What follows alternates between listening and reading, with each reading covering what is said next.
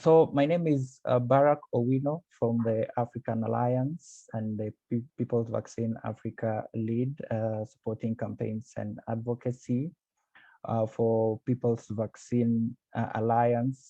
Part of the People's Vaccine Alliance Africa is part of the People's Vaccine Alliance Global, which for the past 2 years has been engaged in campaigns and advocacy for the COVID-19 vaccine to be accessible to everyone across the globe for free. So with me here is James Cole from STOPAIDS and Molly Jones from STOPAIDS, just waiting for one more panelist to join us. So I will let James and Molly do a brief introduction, and then we can proceed with the next step. This webinar is hosted by STOPAIDS UK, African Alliance, People's Vaccine Alliance, and the Love Alliance as well. So James, an introduction, then you can hand it over to Molly, then we can proceed with the discussions. Thank you. Thanks very much for the introduction, Barack, and great to see so many of you on the call this afternoon. As Barack says, I am the Advocacy Manager at STOPAIDS. I'm leading our work around access to medicines and innovation. And I'll pass on over to my colleague, Molly, who I think is trying to get a Moga hopefully on the call as well shortly too. Yeah, hello everyone, pleasure to be here. I'm Molly Pugh-Jones. I am the COVID-19 Advocacy Officer at STOPAIDS, and yeah, I've been working with James on access to medicines, and yeah, very excited to hear from everyone today, and hopefully we'll be joined by Moga shortly. Barack, over to you.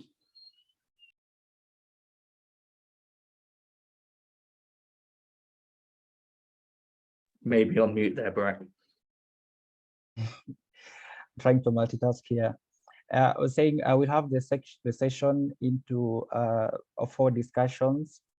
So the first one will be talking about the situation just before COVID, the pandemic, the HIV response. What were we going through? What were the initial advocacy points? Then we will look at the current scenarios in the COVID-19 pandemic and HIV response as well. Then we look at the future, what the future holds for us in terms of access to medicine, in terms of the advocacy. What is it for us as activists? What are we supposed to be doing within the next probably 1 or 2 years as we end the pandemic and as we focus our efforts towards health equity across? And then the third bit will be to having a brief discussion, because at the end of it, we want to come up with an advocacy strategy that we can all be using both within the People's Vaccine Alliance Africa, the Love Alliance, African Alliance, and STOPAIDS UK. What does it mean? What strategies we can use to ensure that there is access to testing and diagnostics and therapeutics for the CSOs that you're working with and for our communities as well. So without wasting much time, I will hand it over to James so that he can kick off these discussions. We can introduce ourselves in the chat as well so that we know where you're coming from, so that we can be able to network as we proceed.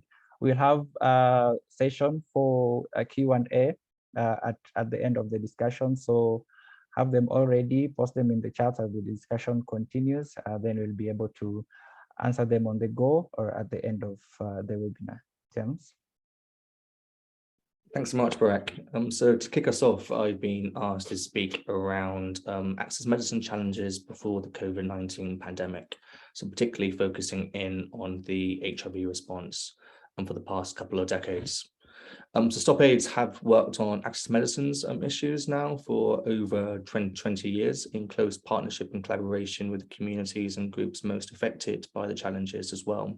So both looking at access to HIV drugs over the past 20 years, but also pushing for reforms of the research and development system that is fundamentally failing people and communities living with HIV.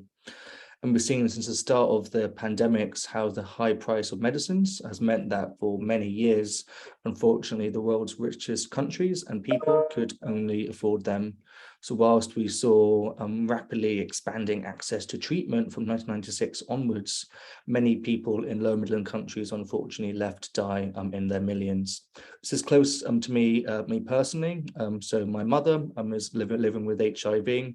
Thankfully was able to get access to treatment in the early 2000s and have 2 children born without the virus, but still unfortunately at the time access to mother-to-child prevention and also treatment for mothers in sub-Saharan Africa particularly was far, far lower than what it should be, and the global disparity was clear. And when we look at the challenges now, but also at the start of the pandemic, there's unfortunately too many similarities.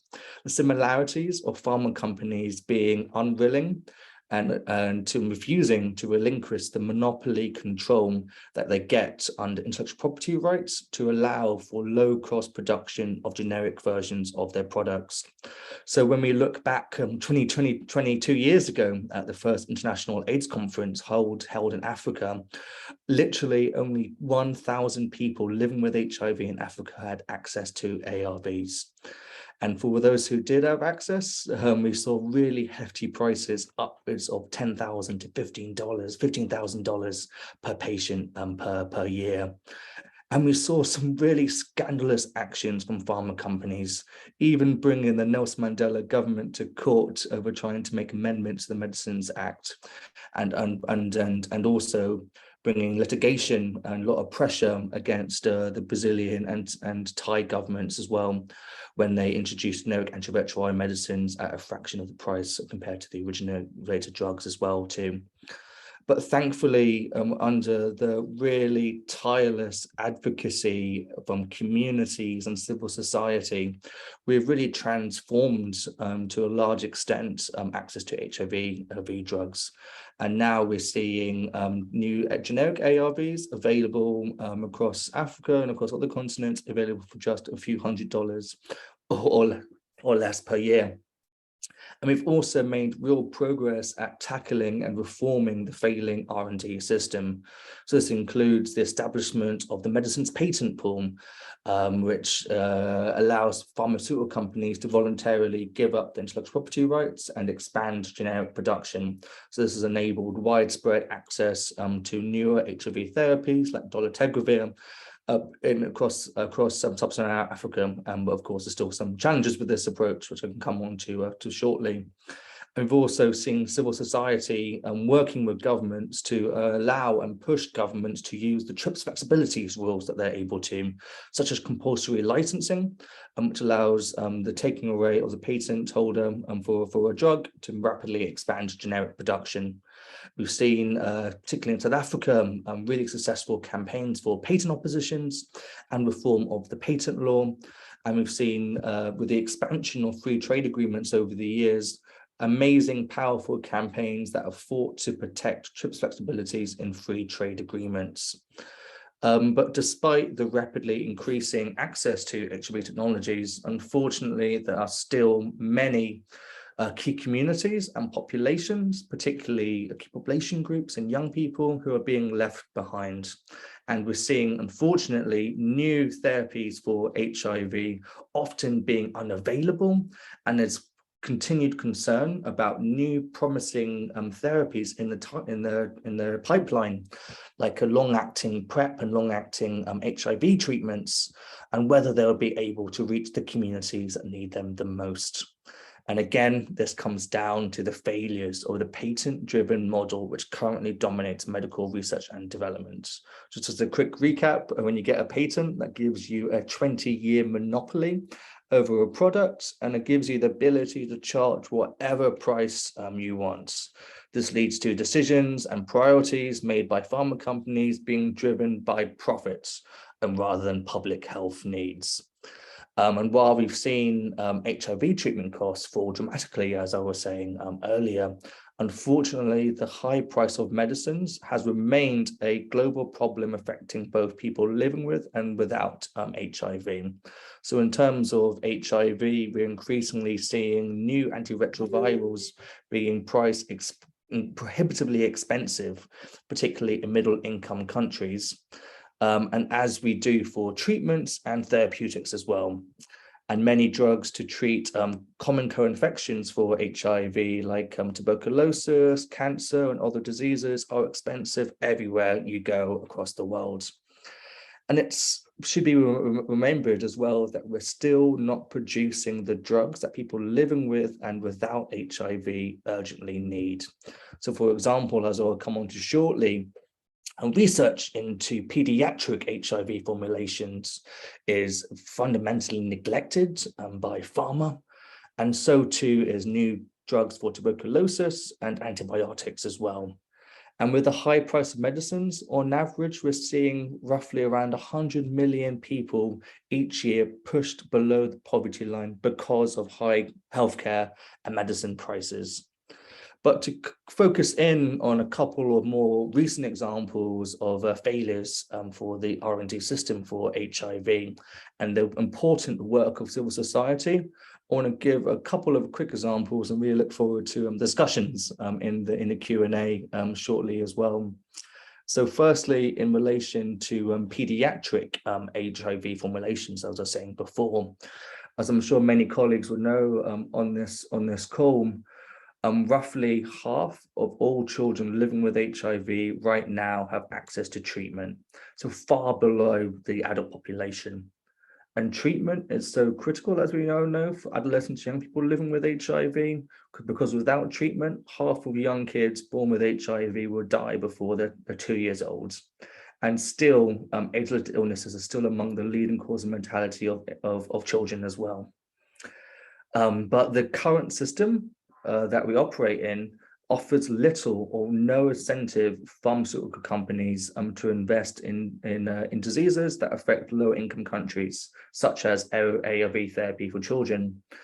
And given the decreasing decline of HIV transmission cases from mother to child, there's a smaller market. So fundamentally, there's not enough research going into this area, and not enough new drugs and pipelines being developed, despite some welcome progress from ViiV Healthcare over the past couple of years, finally researching into a pediatric formulation of a DTG for children. But with us still seeing so many preventable deaths and the lack of treatments in R&D, activists came together at the 2019 Makassar conference to launch the Kigali Declaration. So this called out governments, donors to stop allowing children to needlessly die without access to timely and affordable diagnosis for HIV and affordable treatments. And this included recommendations for pharma companies like ViiV, Cipla, Gilead, and others to ensure affordable pricing for pediatric formulations of their drugs, and a solid R&D pipeline to ensure that the communities who aren't profitable for their shareholders aren't ignored and left out. But unfortunately, we're still not seeing progress, and that's why initiatives like the Global Alliance to End AIDS in Children that was launched at the 2022 AIDS conference just gone in Montreal must succeed, and so important. And just my final point I wanted to highlight is the access challenges that we're seeing in middle-income countries. So as I was saying at the start, we've seen newer treatments for HIV and other conditions being priced incredibly expensively in these countries. And at the same time, middle-income countries are often left out of voluntary license agreements from pharma companies, and also price reduction therapies from companies as well, thinking that often these countries have the ability to afford the drugs at a high price themselves. But unfortunately, this doesn't take into account a limited physical space that often they have, a higher burden of people, a higher essentially people living with HIV in their countries, and also how at the same time they're getting these higher prices for drugs, we're seeing donors like the Global Fund and like bilateral donors like the UK and others withdrawing funding, overseas development assistance funding that was previously supporting the healthcare systems and medical procurement. So if you look at some more recent drugs, if for co-infections like tuberculosis, when Merck announced the drug relativir earlier in 2011, it left out 49 middle-income countries for the lower price. And we saw similar challenges for ViiV Healthcare's drug dolutegravir, which again saw massive amounts of upper middle income countries being left out of the voluntary license for the medicines patent pool, and subsequently paying a much higher price. And within this, we saw huge variations of the different prices that upper middle income countries were paying. Some countries are paying 268 times more than what others were paying. So big disparity when you leave it to the hands of the markets to control. And again, we've seen similar challenges play out in the last couple of years with COVID-19, again, seeing with mechanisms like a COVAX for vaccines, middle-income countries being left out, and also higher prices as well. So in conclusion, and really looking forward to discussions with you and thinking about the parallels from HIV to COVID-19 and what the new model, the new system we want to create is. But it's clear that the HIV movement and people living with HIV have been at the forefront of the failures of the intellectual property system.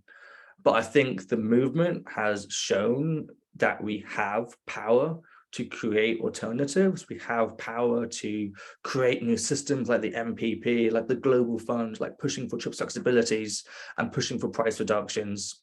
And we should share and use this learnings for other conditions as well too. So whilst we fight for people's vaccine and fight for this new model, we must take the learnings from the HIV response, but at the same time, not forget the actual challenges that remain for HIV. The 9.6 million people living with HIV right now still don't have access to treatment, and ensuring that new innovations like long-acting PrEP, like long-acting HIV therapies can be accessed by all when they become available, and ultimately fighting for better pandemic preparedness and the end of AIDS. But thank you, Barak. Looking forward to discussion and engaging with you all. Oh, thank you so much, James. That was very comprehensive. It was very, what we really need to, the discussions that we need to have across the board, especially the involvement of big pharma and the fact that they are involved in more of profit making than taking care of the needs of the local population, both within the spheres of COVID-19 and in HIV prevention as well, including care and treatment. So thank you so much, James, for that brief introduction. I know there are questions that our participants have. Please do indicate in the chats, or I will give you opportunities at the end of this webinar to raise them up. Our next segment is looking at what did advocacy look like during the peak of COVID-19. So I will give this chance briefly to Molly from STOPAIDS UK, just to give us a sneak peek of what you've been looking at over the past few years of advocacy. Molly. Yeah, thanks, Barak. And we were meant to have another speaker, but she can't make it, unfortunately. So I would first like to outline my positionality in the COVID-19 response. I have been a youth activist for a number of years in the HIV response. And when COVID-19 happened, I shifted my focus to the COVID-19 pandemic, and then have been fortunate enough to work with STOPAIDS over the past year or so, in role as COVID-19 advocacy officer. So I very much come at it from a UK lobbying perspective, but have knowledge that spans the whole response, and have been part of some research groups, particularly tracking the kind of scientific developments over the course of the last few years. And I was not prepared to speak, so yeah, do excuse me as I go through a couple of brief points, and then we'll hear kind of how we move forwards from both of these pandemics in our advocacy strategies from Barack, and have a chance to discuss that together afterwards, which I think will be a fantastic opportunity to engage and learn different opportunities within our networks. So the COVID-19 response really mobilized the learnings and networks that we had developed in the HIV response, which was fantastic to work together again, but frustrating to see the same challenges repeated. Those challenges being the kind of monopoly of pharmaceutical companies and higher income countries over vaccines, tests and treatments that were developed in 2020 and beyond.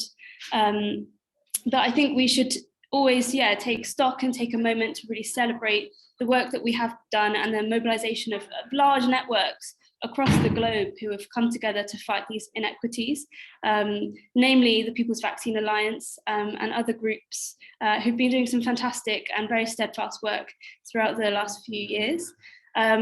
And our work initially really focused on access to vaccines. We're still seeing significant inequalities and disparities in access to vaccines globally. In the UK, where I currently am, we've vaccinated 75% of our population with 3 doses. And my understanding is that across the African continent, single dose vaccinations have hit 25%. So we have, really upsetting gross disparities in access to vaccines. This extends to tests and treatments. But as I said, our work has primarily focused on vaccines. We came together as a global community to campaign for the TRIPS waiver at the World Trade Organization. So that is a waiver of intellectual property, for instance, patents on vaccines that we have available for COVID-19, which was another success in our community to get the waiver on the vaccines negotiated.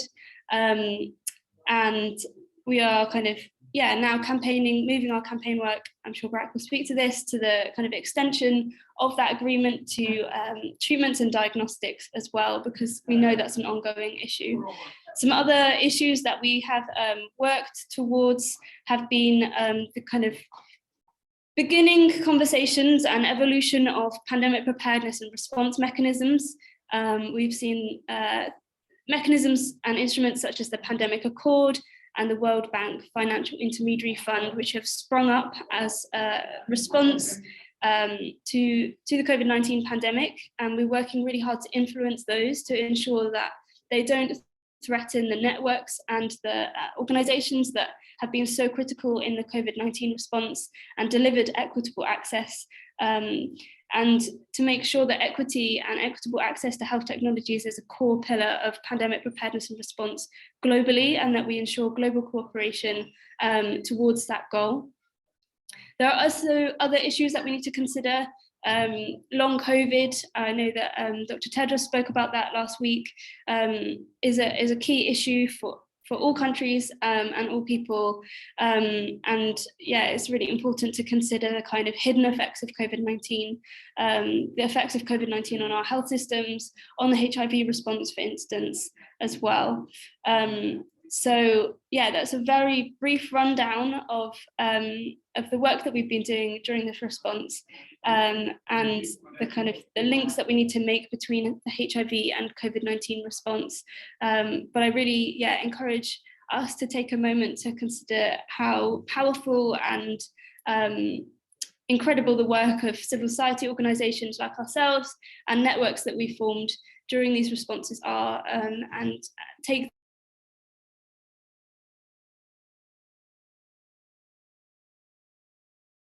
our learnings from the HIV and COVID-19 responses, and how we can move forwards together.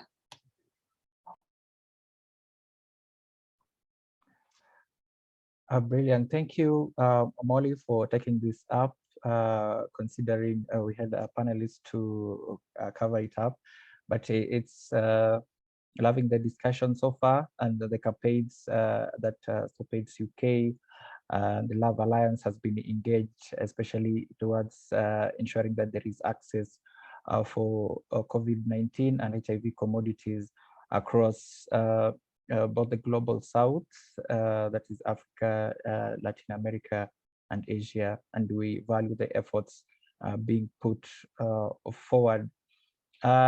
Next, we're going to look at now what is the future of the advocacy. Now that we have looked at pre-COVID, we are looking at COVID. So in terms of the future of advocacy, what are we looking at? And then for this, I will take us through basically in terms of access to medicine, bits of health system strengthening, and then advocacy plans and strategies that we can utilize in the future to ensure that there is equity, there is support across civil society engaged in these two diseases.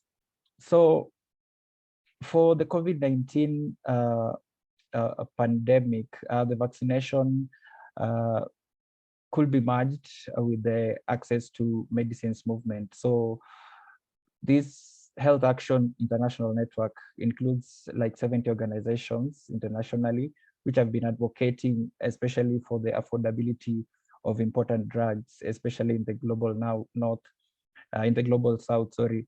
And then opposing intellectual property regimes that stand in the ways of these efforts. And this, James has spoken about it, Molly has also spoken about it. So the existing work that we have across civil societies, and by this, I mean non-profit organization, activists, community-based organization, faith-based organization, we have a professional association, other networks that are probably formal or informal. They play a critical role, and they have also played a critical role in the past in ensuring that there is the lowering for prices, especially on HIV drugs. And then there's been a lot of treatment revolution that has saved millions of lives across the continent, especially for technologies related to fighting hepatitis, fighting tuberculosis. And now we have a COVID-19 in place. So the future of this movement is to defeat the expansion of these pharmaceutical corporations, and the new colonial powers that we have had. Constantly, we are talking about decolonization.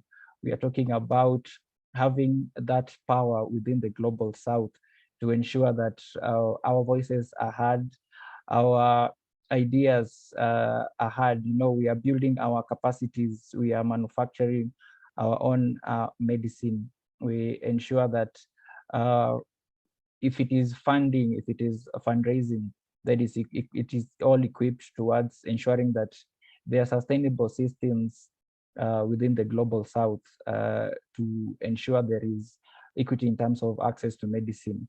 And for the longest time, we have been advocating for transparency and accountability, not just within the global north or within the pharmaceuticals, but even within the African governments. So the future of advocacy is ensuring that we support these national efforts in ensuring that within the specific countries that we have, what are these existing policies? If at all they need reforms, then who will be involved in ensuring that these reforms take place, especially if you're talking about IP policy reforms across the continent or across the globe, that will ensure that within the global south as well, there is equitable transfer of technology, there is equitable transfer of knowledge and skills within the communities, within the national systems, the governments, the line ministries of health, local corporations to ensure that there is access to the production. We know that there is the mRNA hub that is coming up strongly. There's been existing discussions about it. So looking at the sustainability, how do we ensure that there is enough medicine, there is enough production, there is enough accountability and transparency, because the issues of corruption also come in when you're looking at our African leaders. So pointing them out, ensuring that all the deals, all the information that is being shared with these pharmaceuticals within the companies that are given that tender or that process to engage in manufacturing in Africa, all those discussions are laid out in public, and so that now we can be able to account that, you know, this is what you're really looking for, and this is what we want to achieve for the next like if you're doing the advocacy for 1 year or for 2 years. Then just some of the strategies that can work is ensuring that there is community-centered research on knowledge, perception, and acceptability of not only the COVID-19 vaccine, but also these other commodities that are used within the HIV space. And by this, we talk about implementing the capacity strengthening of healthcare workers in responding to this crisis. You're talking about pandemic preparedness. What are these structures that is in place? What is the role of the community? So when we're talking about this, we ensure that there's integration of a community-led monitoring of the COVID-19 vaccine rollout and related access issues. We ensure that if it is the diagnostics and therapeutics, do you have the access to the rapid test kits? If not, what are these barriers that are making us not have it? So ensuring that all these barriers that are in place are broken down, all the existing gaps are broken down. At the end of it, we want to achieve health system strengthening, but there is a clear pathway that once the civil society comes together in unison, then we can achieve a lot. We're talking about the accountability mechanisms to ensure that any corruption that takes place is taken care of. Because you've seen even the past 3 months, there has been a lot of involvement. Pfizer taking a lot of interest, especially within the global south, mostly Rwanda. Everything else is happening in Rwanda. We have seen the Africa CDC shifting the Africa Medicines Agency again to Rwanda just weeks after Pfizer also started setting up its base over there. So we are looking at what are these, what was involved, who is involved in this contracting, what is it for this pharmaceutical, what did they seek to achieve? And also for the Rwandese government, for the African Union, we ensure that yes, there is this a planning that is going on, there is this contracting, there is the process of manufacturing is just about to start. But what does it mean now to the community? Who are the real owners of these ventures that are in place? And then I know now for within the African continent, we are having a lot of places that are actually active in conflict. We have the DRC, we have Eritrea, we have Burundi, which are engaged in massive conflict. So looking at these areas, what are those specific strategies that we ensure that even within the conflict zones, there is that bit of health system strengthening, and then looking at how the health system can be weakened because of conflict, because now we know when there is conflict, the medicines cannot reach to the people who need them most. We know that when there is conflict, then the healthcare workers are also affected, and they may not necessarily be able to get access provide their services to the people who need them most within those areas. That means loss of lives. That means losing gains that we have made over the past few years in terms of fighting HIV, and the past 1 or so years in terms of advocating for the equal access to the COVID-19 commodities. That includes the vaccine and then the testing and treatment. So briefly, that is what the future holds for us. So it is important that we advocate for and set the roadmap for local production and distribution of the vaccine and testing kits and treatment in Africa, not just for the COVID-19 vaccine, but for the HIV as well, ensuring that whenever there is a need for testing, we don't have stockouts of any of these commodities. So at the end of it, we'll be guided on how we can actually set this roadmap for advocacy and integrating all these discussions in place, so that as civil society, we can see areas where we can synergize, we can be able to have that collective voice and ask for what really belongs to us. We talk about global health system. So we always say it can't be global when the rest of us are being left out. Currently, within the global north, there is the call for getting booster shots of the bivalent COVID-19 vaccine, whereas for us, some populations have not even received the first dose or even the second dose. So looking at these marginalized communities, how are we going to reach them, be it the sex workers, be it the LGBTQ communities, people in detention? Are they really getting all these medicines in place? Are they getting access to these health services that they need most? So we continue to step up the advocacy against vaccine hoarding. We step up the campaign for broader IP waiver, so that even as we continue looking for the HIV vaccine, as the stakeholders in place continue looking forward to this, then we know that yes, this is really what you're looking for. This is the equality that you have been asking for. At the end of it, we always say we don't want charity, we want justice. And so our focus is on ensuring that justice is served within the African continent and the global south.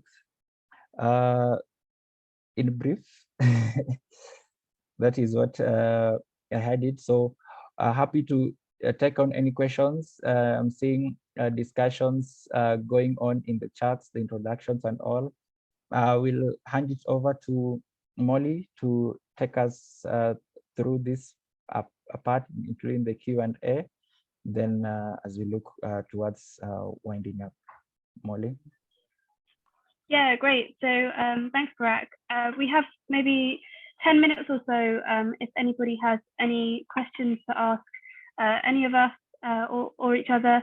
And then we have some questions to ask you to kind of stimulate some discussion around the next steps for our work. So yeah, first, we'd love to hear any questions from any participants for the panelists. And I think you can use the chat box. I'm not sure if there's a raise hand function, if you could speak.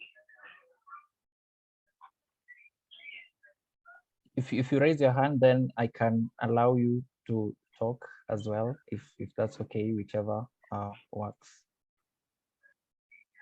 for you.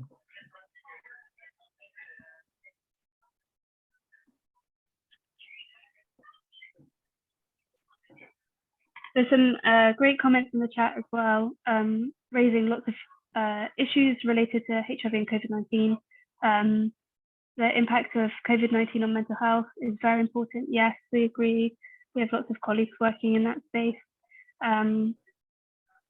People who are unaware of their HIV status, we know, is a massive issue. Stigmatization and discrimination has continued, and primary healthcare also incredibly important. Very complex issues and impacts in many countries. If nobody has any questions or hands raised, perhaps we can move on to ask you some questions to reflect on our advocacy work going forward.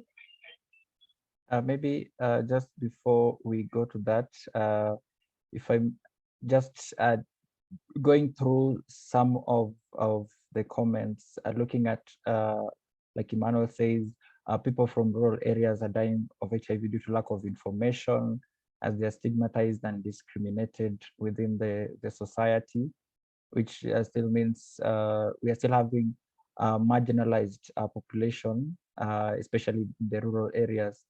Then Mary says there's need to advance primary healthcare at the community level, which is important. Looking at our community structures and our community health system, primary healthcare is key towards achieving a good quality of life. Then Patrick talking about many people have defaulted from their medication because they have failed to the collection because of COVID. And we know this at the very peak time of COVID, we had this lockdowns, we had healthcare facilities not being accessible because of the mitigation measures that they were trying to control. At the same time, we had healthcare workers not having enough PPEs even to protect themselves against COVID, and some of them opted just to stay at home. And in that, now we have had all these cases of defaulting, like Patrick mentioned. Francesca talking about how the COVID-19 has also impacted childhood immunization programs, and this one is across the continent, because again, parents and guardians deciding to stay away from clinics altogether. The fear of COVID not being readily being ready to go to the healthcare facilities to get the medications. For some time, we have had even within some of the healthcare systems, healthcare personnel being, their specific roles that were there, they are being reassigned duties, they are being reassigned roles to go and engage in the fight against a pandemic. And then this created a lot of gap, especially for the immunization programs. I can say for Kenya, that has been the past, like it has happened for a while. Then you're talking about HIV testing centers showed reduction in testing during the height of the pandemic, raising concerns of subsequent increase because people are unaware of the HIV positive status. And then Mary is also talking about neglection in the tropical diseases, and then the impact of COVID-19 on mental health, which is very important. And 2 weeks ago, we were looking at the World Mental Health Day, and it was important, even for COVID, we have people living with long COVID as well. What does it mean for them? We had a loss of livelihoods, loss of lives.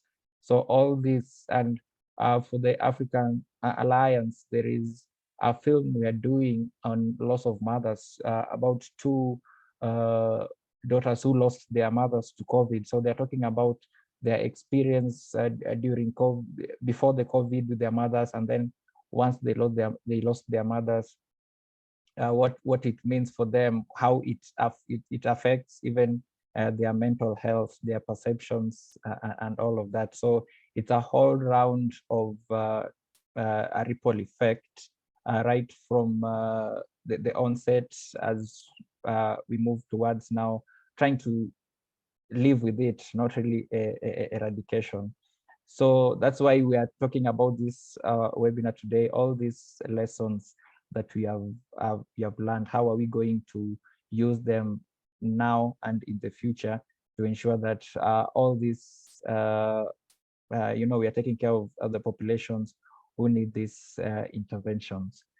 So I think that is it from the chats. Keep them coming as Molly takes us through the next step. Thank you. Back to you, Molly. Yeah, great. So we have some questions to kind of encourage you to reflect on your current engagement with access to medicines and how you might engage in the future with different networks, or kind of bringing these key issues that we've spoken about in the chat to the forefront and in our work. So I will post the questions in the chat now, and feel free to use the chat box. It'll be really interesting and useful to hear your perspectives on these questions, and feel free to also raise your hand and speak as well. It'd be great to kind of facilitate some discussion around this. So yeah, we have maybe kind of 15 minutes or so to work through this, and to hear back from you about how you perceive access to medicines advocacy, the barriers that exist to engage in this, who's missing from these conversations, and how we should move forward.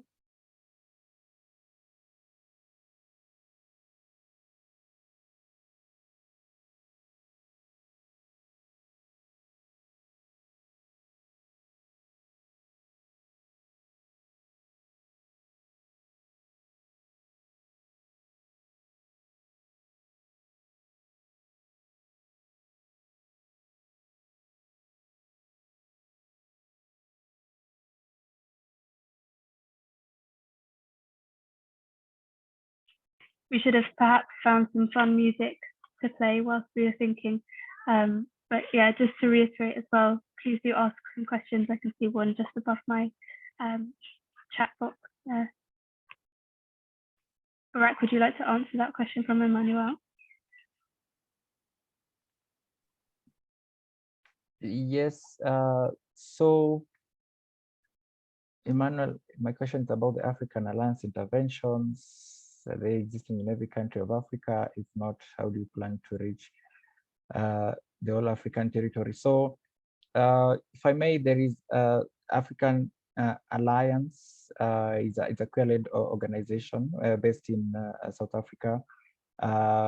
We are working, of course, in areas of the COVID-19, both in terms of vaccination, advocacy for treatment, advocacy for, ensuring that there is equity in terms of access to the relevant interventions. And we are the hosting organization for the People's Vaccine Alliance Africa, which has representations across the continent. And yes, we have our monthly meetings, which now we discuss the different campaigns, different advocacy strategies, different ways in which the African CSOs can work towards ensuring that there is health equity and justice for all the population. So I know we have seen the registration that is taking place, the information that you have collected. So we are going to send you that bit of information so that you can be able to attend the monthly meetings that we have. You can be part of the People's Vaccine Alliance Global. There is the Love Alliance as well. So all these resources are there within the continent that we can be able to use and harness towards the different aspects of our activism, or the different aspects of the civil society that we are all engaged in our work and the objectives that we want to achieve. So I will be sending this information out. Molly and James as well will ensure that whichever resources that are there for the civil society to use are disseminated within the period and over the next few months as we focus on this strategy and roadmap that Molly is helping us develop at this time. Thank you.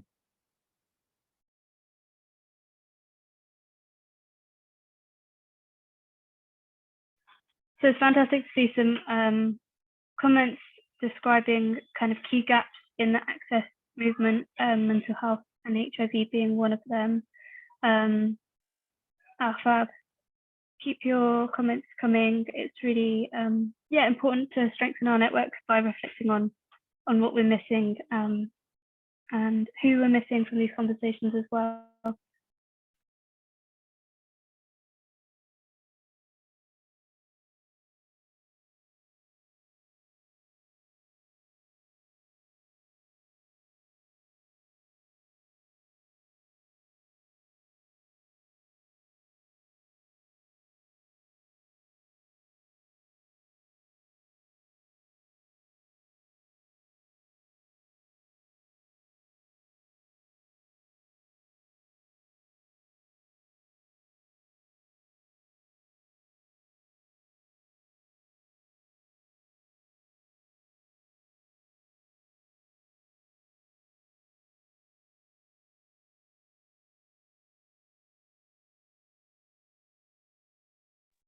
Great, maybe we can take a couple more minutes to reflect and like Barack, just to kind of outline some opportunities at STOPAIDS. We're really interested in building networks and information sharing so that people can take on some access to medicines advocacy.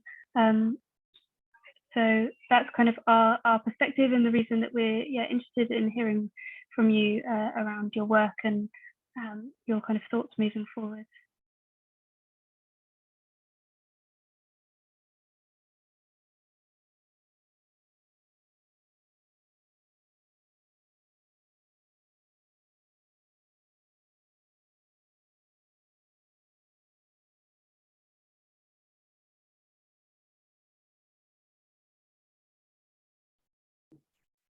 And again, if you'd like to speak, just raise your hand. We'll allow you to talk. If typing is a bit challenging, then we'll have that liberty as well.